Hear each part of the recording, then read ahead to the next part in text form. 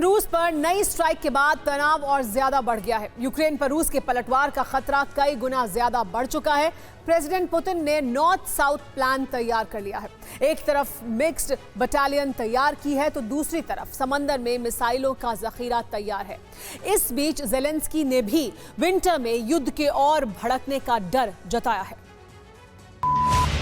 ये बारूद, ये विनाश, ये विध्वंस,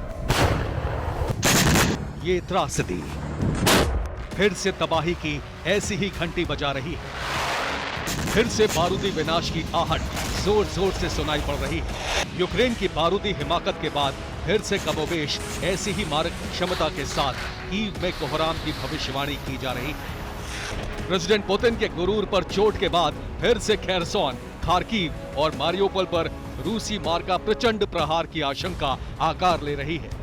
9 महीने बाद फिर से यूक्रेन युद्ध के नए चरण की शुरुआत हो सकती है। रूस का नॉर्थ साउथ प्लान, यूक्रेन में फिर कोहराम, रूसी आर्मी का गठबंधन, जल थल नभ से आक्रमण, पुतिन का पावर डबल, विंटर में यूक्रेन युद्ध का हल। रूसी सरजमी पर यूक्रेन के बारूदी विस्फोट के बाद ऐसे सवाल पूछे जा रहे हैं। सवाल इसलिए भी पूछे जा रहे हैं क्योंकि पुतिन ने उत्तर से दक्षिण तक, जमीन से समंदर तक यूक्रेन को घेर कर तबाह करने का प्लान बना लिया है। सेरातोव एयर स्ट्राइक के बाद रूसी आर्मी दो मोर्चों से कैसे यूक्रेन के सीने पर बर्बादी की नई कहानी लिखने की तैयारी में है, उसे विस्तार से समझिए जरा। सेरातोव एयर स्ट्राइक के बाद रूसी आर्मी दो मोर्चों से कैसे यूक्रेन के सीने पर बर्बादी की नई कहानी लिखने की तैयारी में है, उसे विस्तार से समझिए जरा। उत्तर में रूस की सेना बेलारूसी आर्मी के साथ मिलकर यूक्रेन पर चढ़ाई की तैयारी कर रही है, जबकि यूक्रेन के दक्षिण में समंदर से पुतिन के जल योद्धा जेलेंस्की के आंगन में अग्नि बाणों की बौछार करने की तैयारी में है। वो बारूदी बाण जो शत्रु संहार के लिए कुख्यात है, जिसकी मारक क्षमता बेहिसाब है, जिससे टारगेट को तबाह करने की गारंटी कहा जाता है, उसी मिसाइलों के जखीरे के साथ रूस काला सागर से लेकर भूमध्य सागर तक हमले के लिए तैयार बैठा है। ब्लैक सी में घातक रूसी वॉरशिप और मिसाइलों की तैनाती का भी खुलासा हुआ है। रूस ने ब्लैक सी में कैलिबर क्रूज मिसाइलें तैनात की हैं। रूस ने ब्लैक सी में वॉरशिप भी तैनात किए हैं। यूक्रेन के साथ मिलिट्री कमांड की प्रवक्ता ने दावा किया है कि रूस ब्लैक सी से यूक्रेन पर बड़े हमले कर सकता है। यूक्रेन का दावा है कि ब्लैक सी से भूचाल लाने के लिए रूस ने दुश्मन मारक मिसाइलों की पूरी खेप उतार दी है। दावे के मुताबिक काला सागर में 4 कैलिबर क्रूज मिसाइल वाहक तैनात हैं।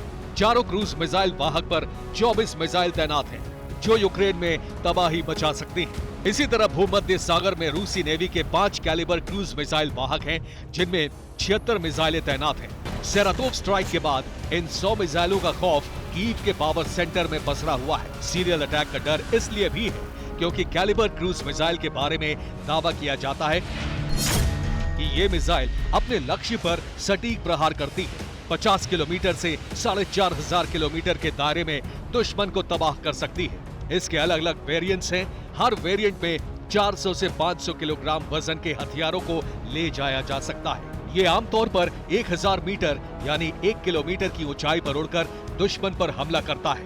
कैलिबर मिसाइल की गति अधिकतम 2.9 मैक है, यानी 3580 किलोमीटर प्रति घंटे की रफ्तार। पिछले दिनों यूक्रेन इस मिसाइल की शक्ति से साक्षात्कार कर चुका है। रूस ने अपने खतरनाक कैलिबर क्रूज मिसाइल का जमकर इस्तेमाल किया है। इस मिसाइल ने यूक्रेनी शहरों में जबरदस्त तबाही मचाई है। रूस ने इस मिसाइल के जरिए ही पश्चिमी यूक्रेन में स्थित अमेरिकी हथियारों के गोदामों को नष्ट किया है।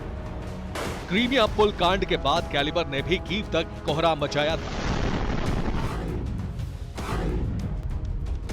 तो आगे का सवाल यहीं से उठ रहा है कि क्या समंदर में बारूदी बवंडर उठने वाला है? क्या प्रेसिडेंट पुतिन ने अपने दुश्मनों पर पानी से प्रचंड प्रहार की तैयारी शुरू कर दी है? क्या यूक्रेन को रूस ने समंदर में घेर लिया है? ये सवाल इसलिए भी अहम है क्योंकि यूक्रेन की सेना भी महासागर में खतरे को लेकर अलर्ट है। इस बार जेलेंस्की की आर्मी के लिए तनाव का दूसरा मोर्चा उत्तर की ओर से भी खुला है, जहां से रूस बेलारूस की हाइब्रिड आर्मी चढ़ाई के लिए तैयार है।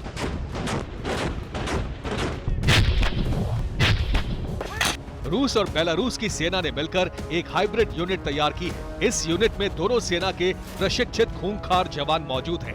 जो सर्दी में भी दुश्मन की चौहद्दी में घुसकर तबाही मचाने की ट्रेनिंग ले रहे हैं। ये मिक्स्ड बटालियन एक इशारे पर यूक्रेन में दाखिल होने के लिए तैयार है। आपको बता दें कि यूक्रेन युद्ध को लेकर बेलारूस शुरू से ही आक्रामक रहा है। लुकाशेंको खुद पुतिन के साथ डट कर खड़े रहे हैं। यहाँ तक कि बेलारूस का ये सनकी राष्ट्रपति परमाणु युद्ध की धमकी भी दे चुका है। बेलारूस अपना एटमी बेस भी रूसी आर्मी को दे चुका है और अब दोनों की सेना मिक्स्ड बटालियन बनाकर एक साथ खड़ी है। यही वजह है कि यूक्रेन की सरहद साझा करने वाले बेलारूस और रूस की नई रणनीति भी युद्ध के नए चरण को और ज्यादा विध्वंसक होने का डर बना रही है और ज्यादा विध्वंसक होने का खतरा पैदा कर रही है। ज़ेलेंस्की खुद इस डर में है। वो खुद कह चुके हैं कि सर्दी की जंग उनकी सेना के लिए आफत साबित होने वाली है। ऐसा मुझे विश्वास है कि दुश्मन वास्तव में हमारे खिलाफ सर्दियों का इस्तेमाल करेगा। रूस सर्दियों में हमले और तेज कर देगा। ये हमारे लिए मुश्किल भरा होगा, लेकिन हमें इसका सामना डट कर करना है। इस डर के बीच स्पेन ने यूक्रेन को हथियारों की नई खेप भी दी है, लेकिन जिस तरह से यूक्रेनी आर्मी ने रूस की सरजमी पर एयर स्ट्राइक की है, उसने पुतिन का ब्लड प्रेशर और ज्यादा बढ़ा दिया है। पिछले 2 यूक्रेनी आघात का रूसी प्रतिघात दुनिया देख चुकी है। यही वजह है कि एक बार फिर से यूक्रेन युद्ध के नए चरण के विध्वंसक होने की आशंका बढ़ी हुई है। Bureau report, TV9 Bharatvarsh.